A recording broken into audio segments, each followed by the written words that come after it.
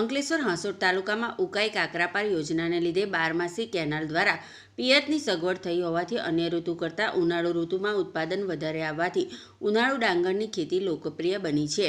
ખાસ કરીને ચોખાનો પાક ચોમાસું અને ઉનાળુ એમ બંને ઋતુમાં આવે છે. જો કે અંકલેશ્વર હાંસોટ તાલુકામાં હજારો હેક્ટર જમીનમાં ઉનાળુ ડાંગરનું વાવેતર વધુ પ્રમાણમાં થાય છે. ત્યારે હાલમાં અંકલેશ્વર હાંસોટ પંથકમાં ડાંગરની વાવણી પૂરજોશમાં ચાલી રહી છે. જોકે ડાંગરની વાવણી અગાઉ ડાંગરનું ધરું નાખતા હોય છે અને ધરું વાવણી લાયક થયા બાદ ખેતરમાં સાફ સફાઈ કરી તેમાં ખેડાણ કરવામાં આવે છે. બાદ કેનાલ અને ખાડીમાંથી ખેતરમાં જરૂરી પ્રમાણમાં પાણી ભરે છે અને ખેતરમાં પાણી ભરાયા બાદ તેમાં ટ્રેક્ટર દ્વારા દાવલ કરવામાં આવે છે. ગાવલ કર્યા બાદ તેમાં સાફ સફાઈ કરવામાં આવે છે. બાદ ડાંગરનો ધરું ઉખેડી પાણી ભરેલા ખેતરમાં ડાંગરનું વાવેતર કરવામાં આવે છે.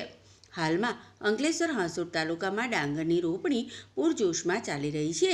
ત્યારે ખેડૂતોએ ડાંગરનો પાક સારો થાય અને પોષણક્ષમ ભાવ મળી રહે એવી આશા સેવી રહ્યા છે. મારું નામ સુરેશભાઈ એમ પટેલ છે.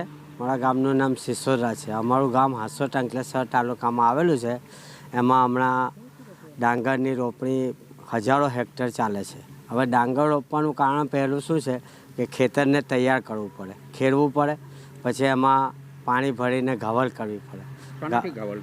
ટ્રેક્ટરથી ગાવલ થયા પછી એમાં ધરું રોપવું પડે છે. હવે ડાંગર હમણાં રોપણી ભારે ખૂબ પ્રમાણમાં ચાલે છે. એમાં અમે પણ રોપણી કરી છે, તો અમને આ વર્ષે સારા ભાવ મળે એવી અમે ઈચ્છા રાખીએ છીએ. મારું નામ સ્મિત છે. હું ખેડૂત છું સિસોદરા ગામનો. અમારા વિસ્તારમાં ઉનાળા ડાંગરનું વાવેતર ફૂલ જોશમાં ચાલી રહ્યું છે. તો હું પણ ખેતર તૈયાર કરતો છું. હમણાં ટ્રેક્ટર વડે ઘવલ કરીને પાણી ભરતા છે અમે. પછી તળું ઉખડીને અમે રોપીશું અંદર, ને ભાવ જે સારો આવે એવી અમે આશા રાખતા છે બધા ખેડૂત મિત્રો.